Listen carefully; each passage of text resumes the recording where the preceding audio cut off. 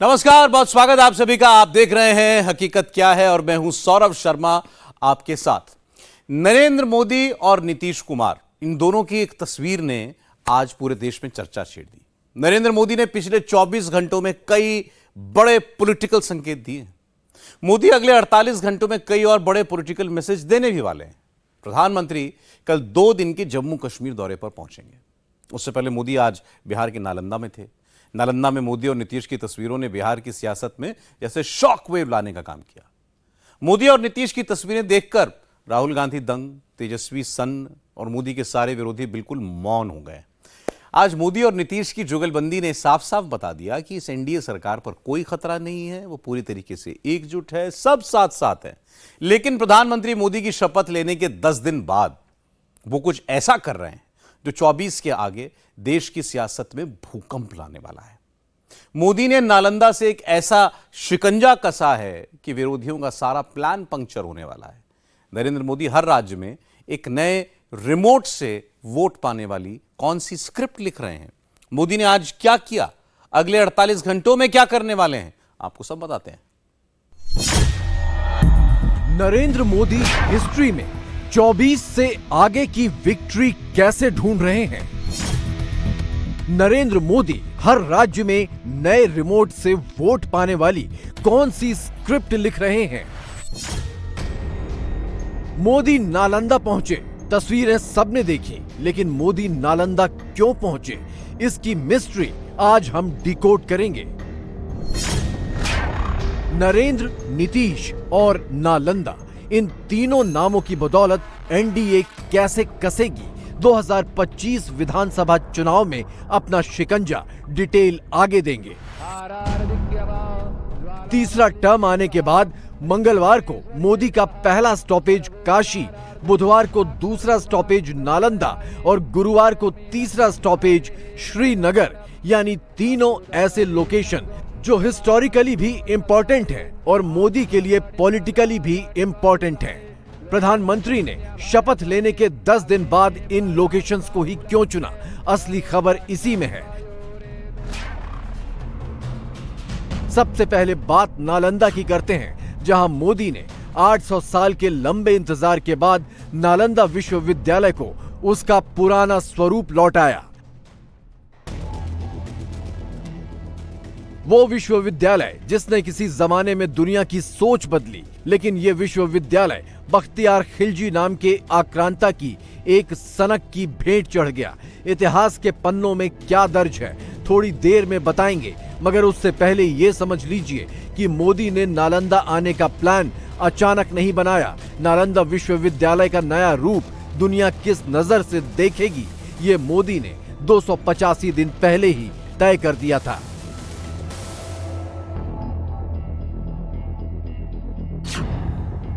नौ सितंबर 2023 की ये तस्वीरें देखिए। तब देश की राजधानी में G20 समिट हो रही थी और उस वक्त मोदी ने नालंदा विश्वविद्यालय से G20 के सदस्य देशों का परिचय करवाया था। सब ने पीछे मुड़ मुड़कर नालंदा विश्वविद्यालय के इतिहास की एक एक डिटेल मोदी से खुद समझी थी। नालंदा 3 शब्दों से मिलकर बना है, ना, आलम और दा। इसका मतलब है ऐसा उपहार जिसकी कोई सीमा नहीं। लंदन की प्रतिष्ठित ऑक्सफोर्ड यूनिवर्सिटी से भी 500 साल से ज्यादा पुराने नालंदा विश्वविद्यालय को ज्ञान का सागर कहा जाता था। एक समय ये विश्वविद्यालय 90 लाख किताबों का घर था। दुनिया भर से करीब 10,000 छात्र नालंदा में पढ़ने आते थे। ये दुनिया का पहला आवासीय विश्वविद्यालय था। इसकी स्थापना 5वीं शताब्दी में गुप्त वंश के सम्राट कुमार गुप्त ने कराई थी। यहाँ 300 से ज्यादा कमरे हुआ करते थे, 7 बड़े हॉल हुआ करते थे। ये यूनिवर्सिटी 700 साल तक दुनिया को ज्ञान के मार्ग पर ले जाती रही। 700 साल के लंबे सफर के बाद 12वीं शताब्दी में बख्तियार खिलजी ने एक हमले में इसे जला दिया। परिसर इतना विशाल था कि हमलावरों द्वारा लगाई गई आग 3 महीने तक जलती रही। कुछ इतिहासकार कहते हैं कि खिलजी के नालंदा विश्वविद्यालय पर हमले की असली जड़ इस्लाम को चुनौती थी। खिलजी को लगा कि नालंदा विश्वविद्यालय में जिस तरीके से बौद्ध और हिंदू धर्म फल फूल रहा है, उससे इस्लाम को खतरा है। फारसी इतिहासकार मिनहाजुद्दीन सिराज अपनी किताब तबाकत नासिरी में लिखते हैं कि खिलजी किसी कीमत पर बौद्ध धर्म का प्रचार प्रसार नहीं चाहता था। इसीलिए पहले उसने नालंदा विश्वविद्यालय में इस्लाम की शिक्षा का दबाव डाला और फिर हमला कर दिया। उस बर्बर कार्रवाई में पूरा विश्वविद्यालय तबाह हो गया। मोदी जिस विरासत को जीवंत करके देश के विकास की बात करते हैं, नालंदा विश्वविद्यालय उसी की एक मिसाल है। मुझे तीसरे कार्यकाल की शपथ ग्रहण करने के बाद पहले 10 दिनों में ही नालंदा आने का अवसर मिला है।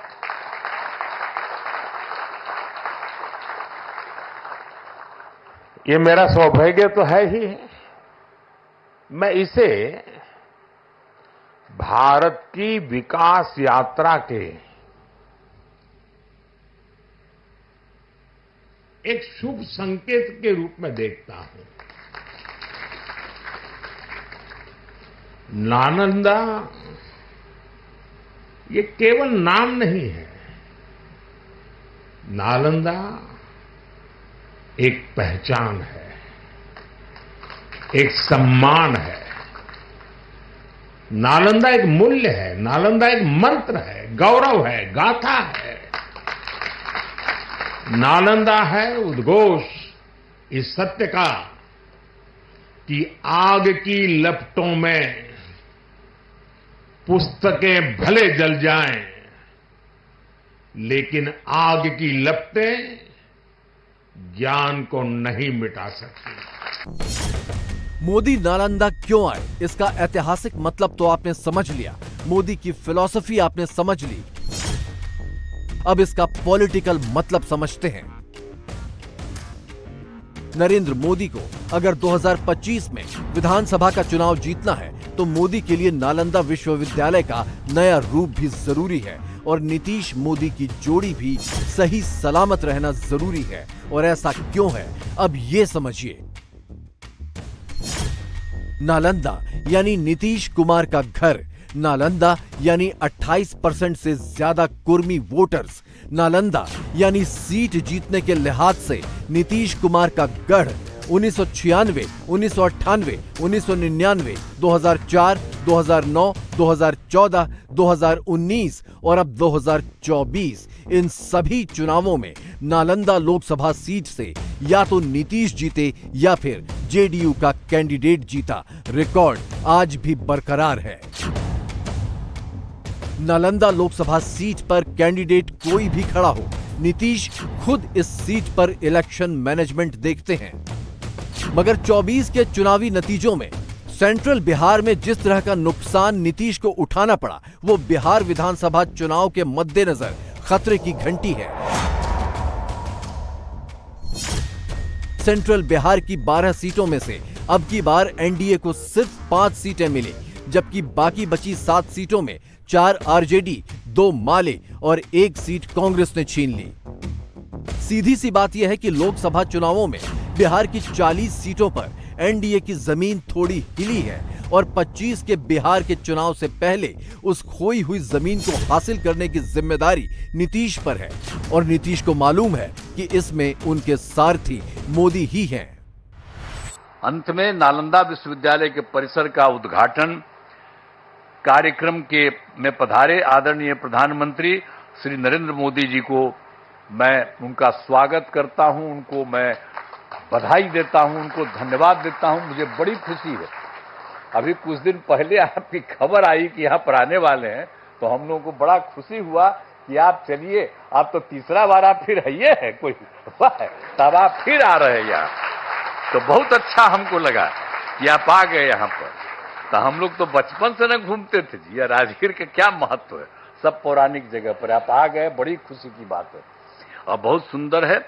और यहाँ पर आ गए तो इसके लिए मैं आपका अभिनंदन करता हूं, आपको धन्यवाद देता हूं।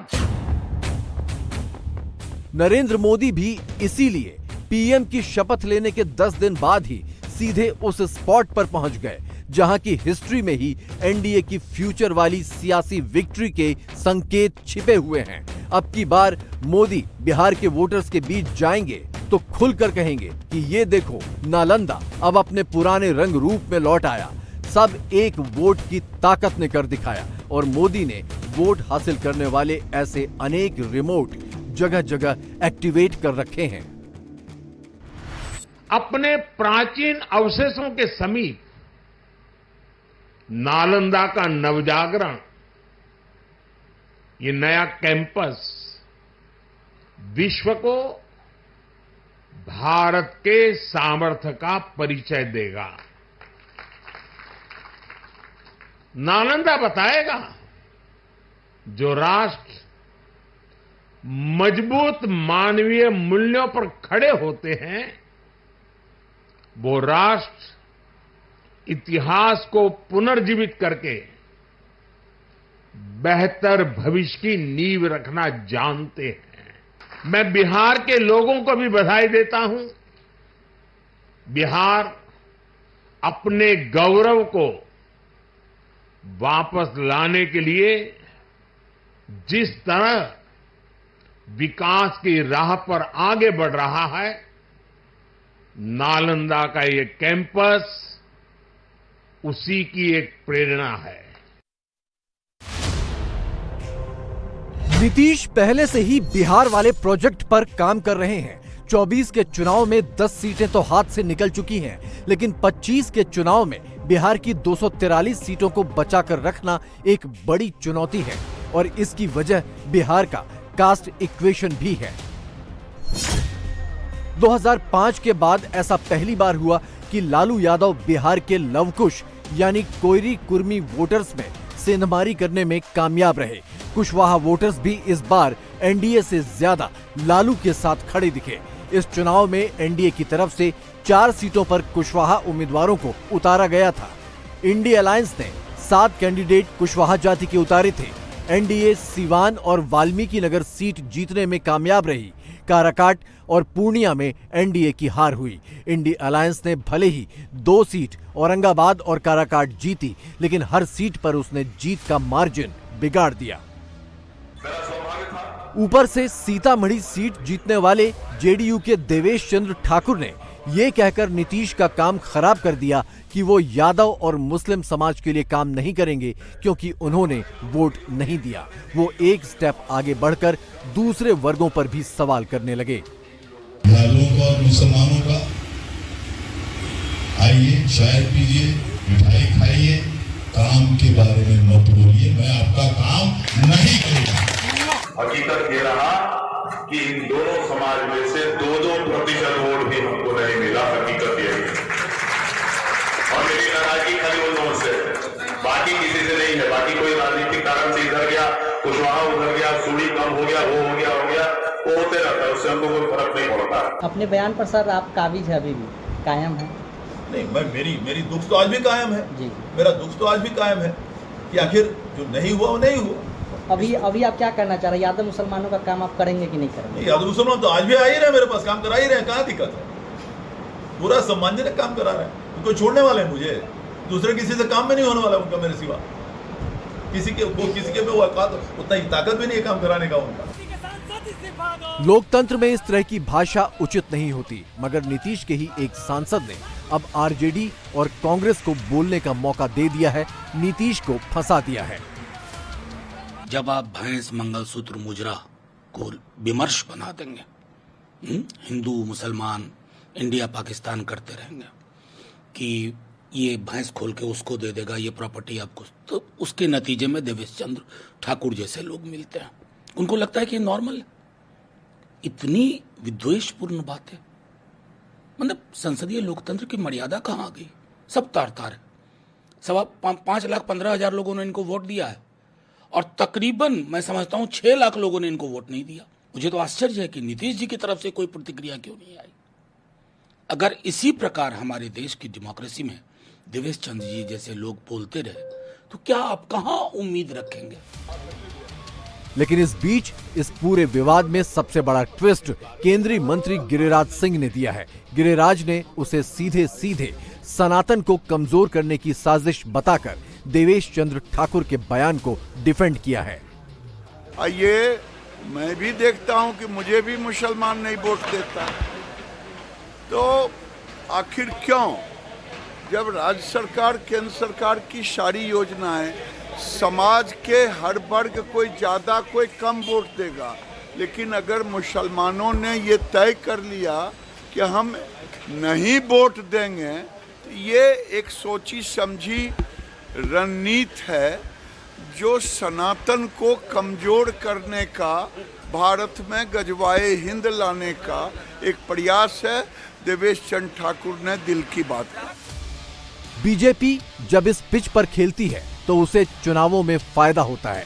नालंदा पहुंचकर मोदी ने एग्जैक्टली सेम पिच पर तो बैटिंग नहीं की, लेकिन नालंदा विश्वविद्यालय के इतिहास को याद कर भविष्य में सचेत रहने की और सनातन परंपरा के दम पर, भारत की संस्कृति के दम पर नया भारत कैसा होगा, दुनिया भारत को किस नजर से देखेगी या देख रही है, इसकी परिकल्पना जरूर की।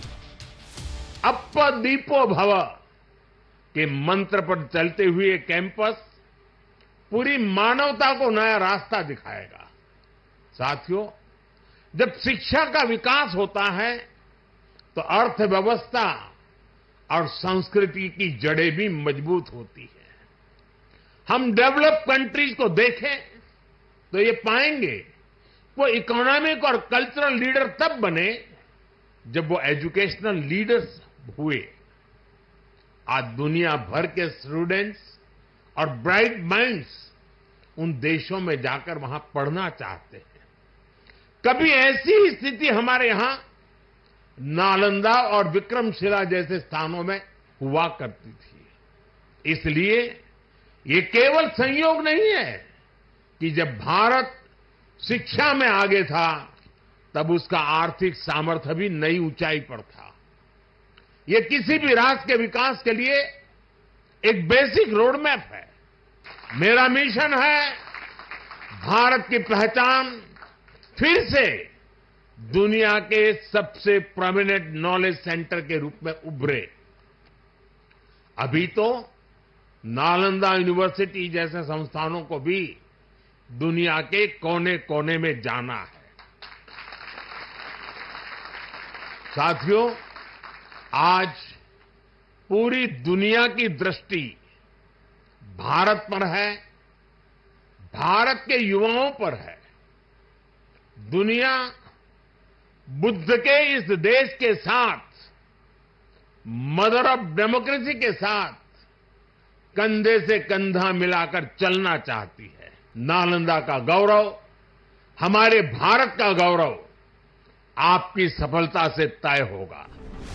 विरासत से विकास वाला यही फॉर्मेट नरेंद्र मोदी देश के हर हिस्से में लागू कर रहे हैं। अयोध्या में राम मंदिर हो, वाराणसी में काशी विश्वनाथ मंदिर हो, या फिर ज्ञान का द्वार कहे जाने वाला नालंदा विश्वविद्यालय का कायाकल्प हो, नरेंद्र मोदी हिस्ट्री की तमाम मिस्ट्री भी सुलझा रहे हैं। देश की विरासत को, सभ्यता को, संस्कृति को नया आयाम दे रहे हैं और 24 से आगे सनातन की हिस्ट्री में अपनी विक्ट्री भी देख रहे हैं। और मोदी को पब्लिक का फुल सपोर्ट भी मिल रहा है। नालंदा में इसका ट्रेलर अभी से दिखने लगा है। आज मोदी जी आए हैं, आज के बाद मेरा नालंदा विश्वविद्यालय जो पहले का विश्वविद्यालय था वही रूप धारण करेगा और वही विदेश से लोग यहाँ पढ़ने के लिए आएंगे। और आज से मेरा देश का नहीं, जिला का, पूरे देश का बहुत नाम रोशन होगा। इस नालंदा विश्वविद्यालय का पूरे विश्व में नाम रोशन होगा। क्या लग रहा है कि ये क्षेत्र जो है, ये गांव जो है, इलाका है, पर्यटन के मानचित्र पर भी आवाज आएगा? बिल्कुल बिल्कुल। नरेंद्र मोदी के आगमन से यूनिवर्सिटी में जो बाहर से देश विदेश के बच्चे लोग जो आएंगे उनको भविष्य उज्जवल होगा। जी जी, बहुत विकास होगी हमारे देश में। प्रधानमंत्री पहली बार आए, इतना स्वागत किया जाएगा इनको। बहुत बहुत धन्यवाद।